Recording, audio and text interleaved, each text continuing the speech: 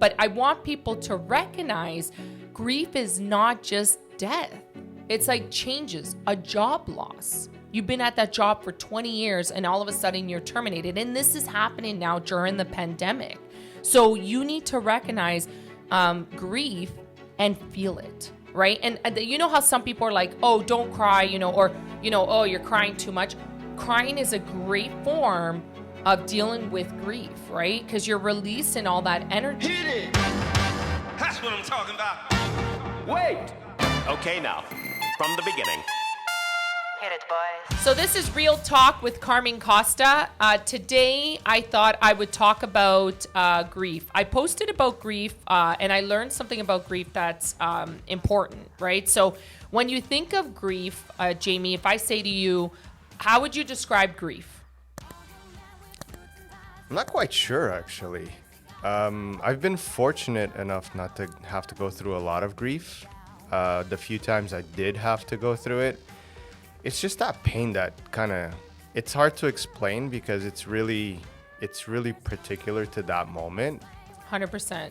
So everybody always assumes that grief is associated with a loss, a death, right? Yeah, death, and then you have the many forms of grief, right? So something interesting that I found out was grief comes in many forms. So whether it's a marriage breakdown, whether it's a shift in your everyday life, things are being omitted, things are being changed in your life, and you have to handle that grief, the death per se, right? So, and I thought that was interesting because when my dad passed away, I didn't expect my father's death. So, and I remember in the emergency room, actually it was the ICU, they had said, the doctor came with a pamphlet, and they said, you need to start grieving now. And this was 4 days before dad passed. And I was like, what is that? What is grief? And what does that? Because you're in your bubble and you're right.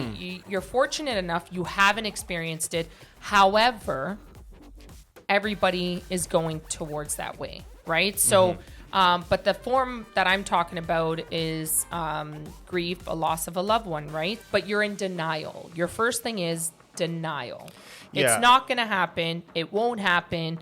Even when the person passes, for the first couple of days, you're like, is this a dream? It doesn't make sense, right? It doesn't. Like the few times I've had friends and some family members pass, and it doesn't make sense. When you get the news, you're in shock. 100%. And that's what I'm saying to you is, I'm talking about this because somebody on my Facebook, his friend, a good friend of his, had passed away suddenly, massive heart attack, 50 years old. And I watched him in the video, and you can see the pain he was going through because he sees his buddy every day. They go to the gym together. And I'm like, grief, right? So I wrote about grief this morning too with the team because it was important, because we always assume that, and then you get these grief books, right? Because I did that. I think it was 2 weeks after my dad's passing is when reality started to hit. And you start to go through the phases. You got anger, you first denial, anger, you try to adjust, you start to adjust to the new norm without that person, right? Because you're with them all the time, right? You have there's just patterns in your life that you're serving as you're spending that time with that individual, right? And it's different because, as a father, you're with that person a lot more than like a friend. 100%. Or unless the friend is that kind of friend that's with you all the time. And that's true. Like with my father, okay, so if we didn't spend that much time when I was older, maybe once a week we would see each other, it didn't matter. He raised me up. I was with him all the time, right? Yeah. Like that's the thing. Like when it came to like watching that post and the hurt you see and the sadness you see in that individual when I was bawling. Zervain's like, how are you going to be a death doula when so it's natural for people to cry, right? So I am an empath, and if you're crying, or I'm pretty much going to mirror what you're feeling. I don't care if and Zervain does this all the time to me. He's like, it's a show. Like, it's not even based on a true story.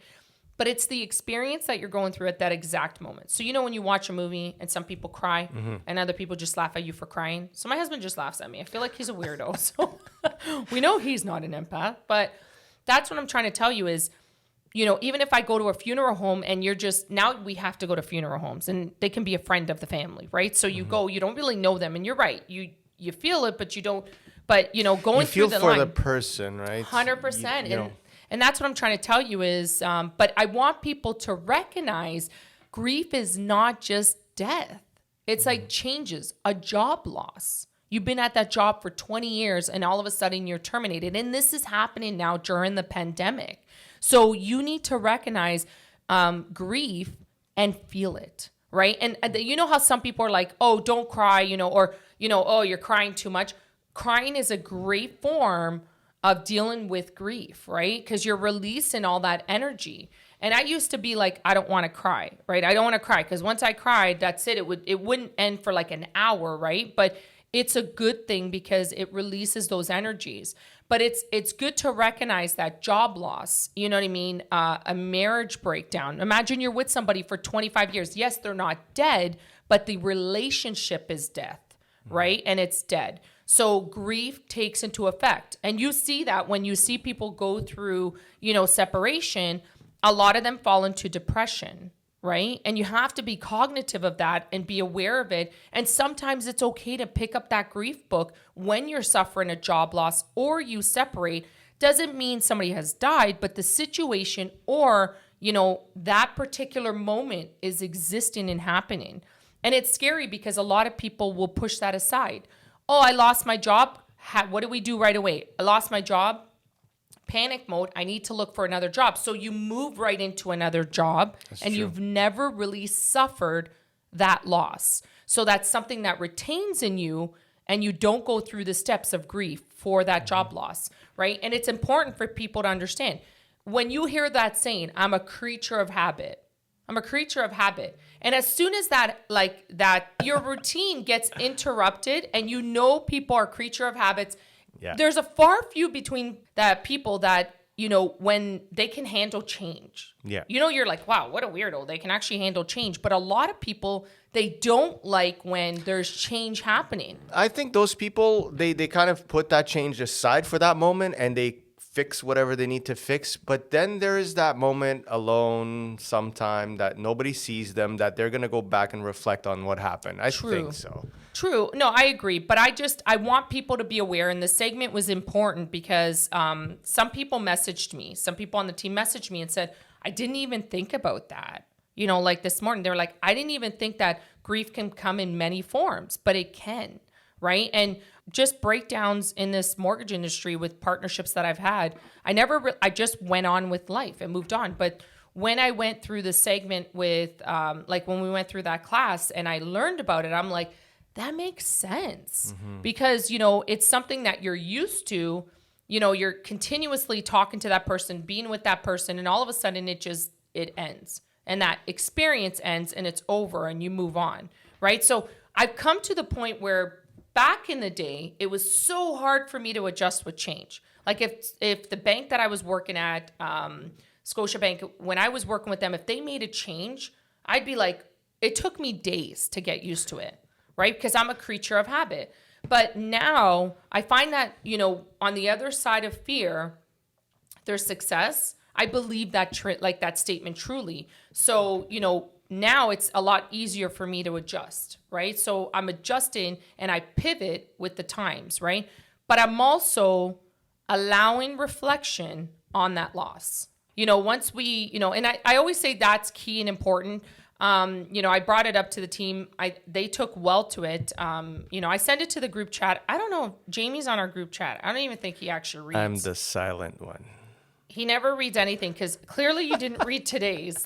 No, not today's. No, I didn't. I was on the way here. I had to leave Toronto really early. I posted at 4:30 this morning because I was meditating and everything. So, but that's okay. Listen. It's cool. Not everybody wakes up at 4:30 in the morning.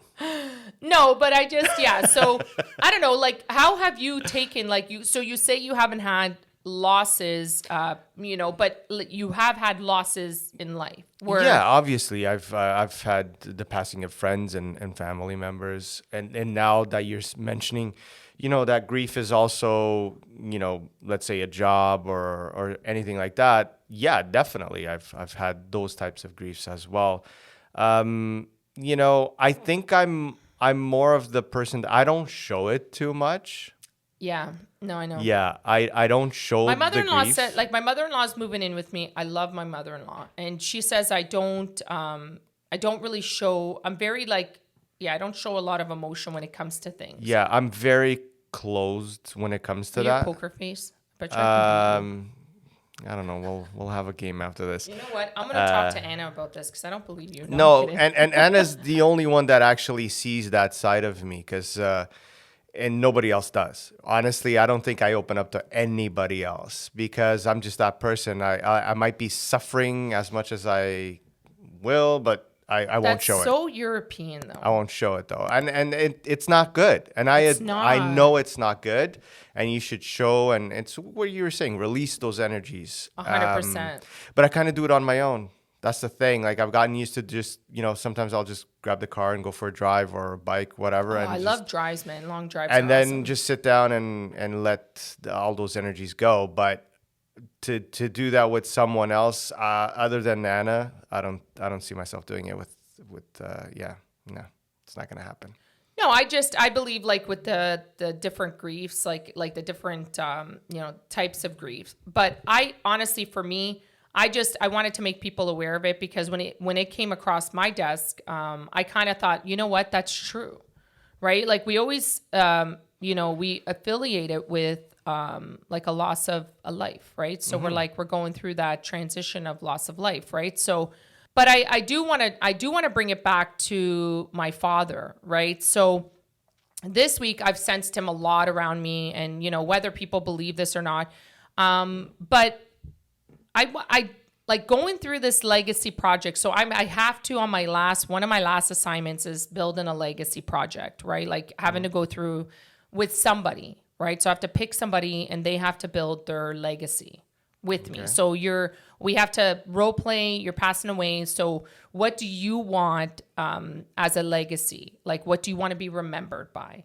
And I find it difficult. Like every time we're challenged to do this, and I understand because this is what we do as death doulas, we'll be doing this with individuals that we know that hire us for our services to do this. But I find it so mentally challenging when I'm going through it with, Zervain. And then when you start to put your mind there, you're like, imagine the people going through this and suffering this. And actually, this isn't role play, it's happening, right? It's in the now, it's in the current, right? So one thing I wanted to throw out there, when my dad passed away, he was an amazing man. He was always such a good man. And we did everything after, right? And I wish I had known this information because I would have loved for my dad to see everybody come together and put those boards together and put the cross together and the garden that he took care of, everybody, like a community garden. I just wish he would have seen that prior, right? And I'm sure he's seeing it now, but it's always the unknown, right? But it's just a reminder to everybody. And I'm going to throw this out to you because I want everybody to know, if you have the opportunity, it's not a bad thing to build a legacy and ask your loved one and your significant other, what do you want to be remembered? Like, what are some of the things that you want carried down to my kids, their kids, and continue that on, right? So I think it's all about building the stories. It is. And you know what? Yesterday, we went to the Warplane Museum. Right? Ooh. It was Mount Hope. I know so I was super excited. I was like, I'm so excited. I'm going to the Warplane Museum. Yeah. So they just had the show this weekend, and there was a lot of people on the floor. There was like pilots and older people. They're all volunteer, by the way.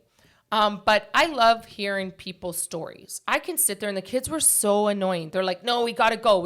So you're not the only annoying one. But they were pushing me. They're like, Mommy, let's go. Why do you have to talk to everybody? I'm perfect for this job when I retire. I'm perfect for it because I could actually sit there for hours talking to somebody about their legacy. Especially older people, right? Oh my gosh. Yeah, I love it too. Yeah. Like hearing about this one gentleman that, he worked for Air Canada for the cargo side. And just hearing his legacy, And him saying, I'm just bored. I come here. Tell him to go back. We're having so many problems. Yeah. Can you fix the problem? Excuse me, sir. Not calling out Air Canada. Don't call out Air Canada. What's wrong with you? I'm just saying they need some help. And this gentleman can go, if you can, please, if you're watching. He's 88, man. What is wrong with you? You can carry the smaller carry-ons. Help them, please, because apparently things are bad. No, but I want to throw out there and suggest before we end this segment, built on grief, I wish I had the opportunity to know this information to build the legacy project with my dad when he was alive, right? Yeah. My dad was a good man. He left an impression on everybody that came across him, so I'm blessed, to have been raised by him, great man, just, always and I said to Zervain's like, I'm so young. What's going on? Why are you asking me that? I'm like, Zervain, we're role playing. I need this information. I got to build this legacy because this is the last project. So my last week is the 9th and the 10th, right? That's my last week.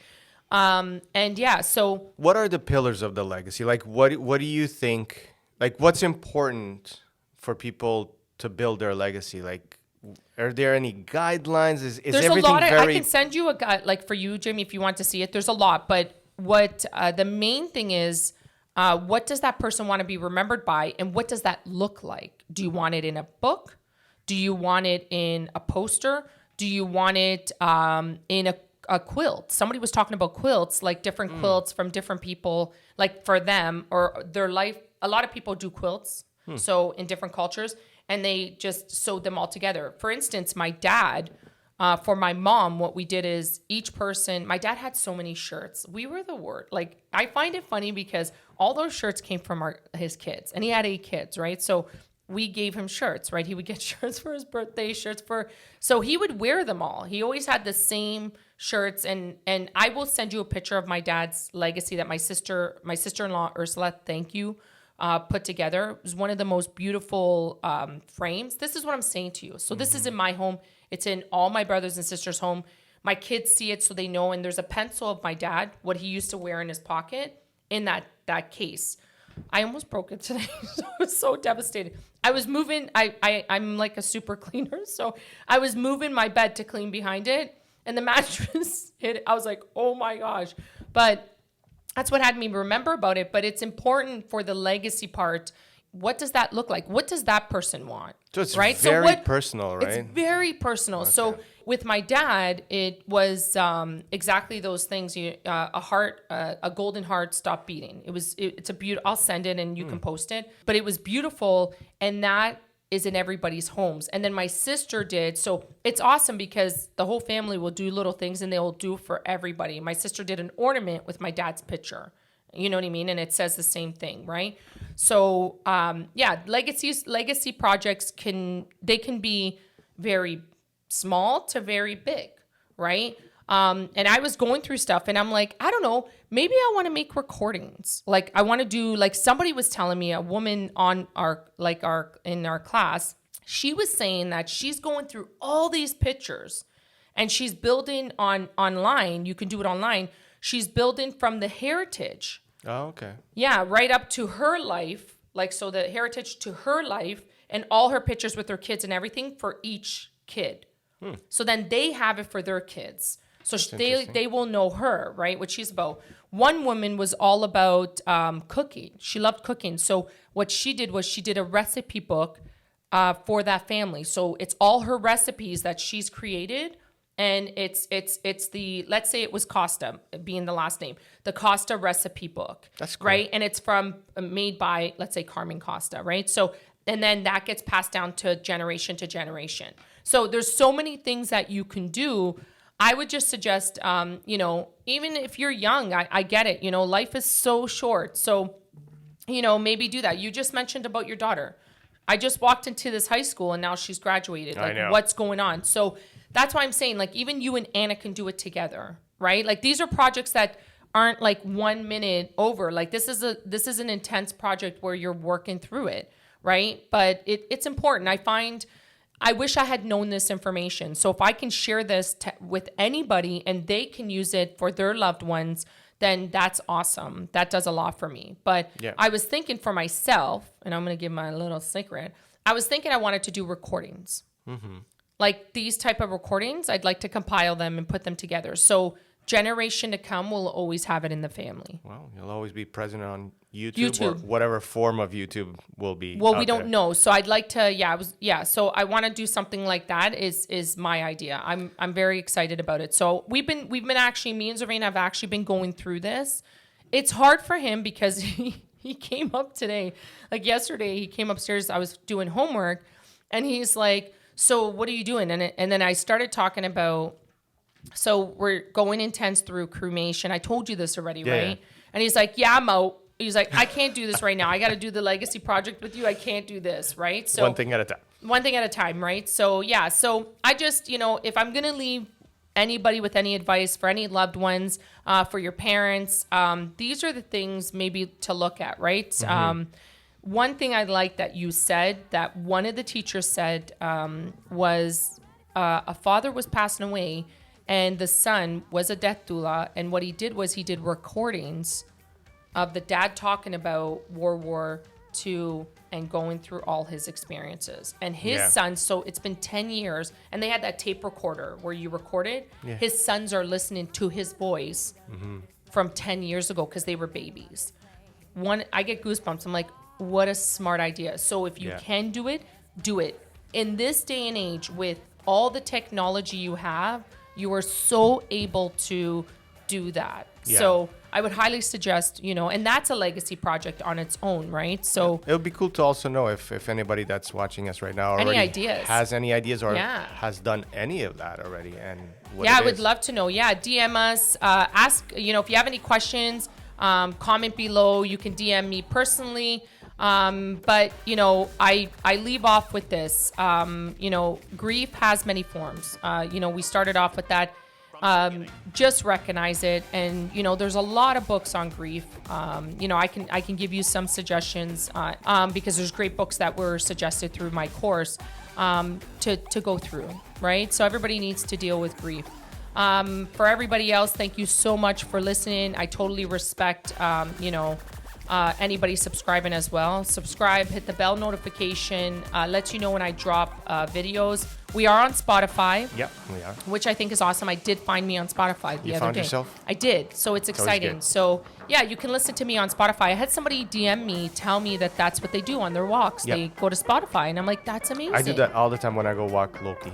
Yeah, that's what he was telling me. So yeah, so look us up on Spotify as well. I appreciate it. And yeah, have an awesome day. I'm the one, I'm the lady that'll rock this place. That'll rock this place. That'll rock this place. Rock this place. Rock this place. Rock this place. Don't do that picture. I love that he leaves the door open. You know what? You're like a baby. I've been waiting for 20 minutes for you. Test 1 2. Test 1 2. Holy jeez, that was loud, bro. Okay. Welcome to the Carmen Costa Show. Today's episode is going to be all about Carmen. Okay, now. Are you ready?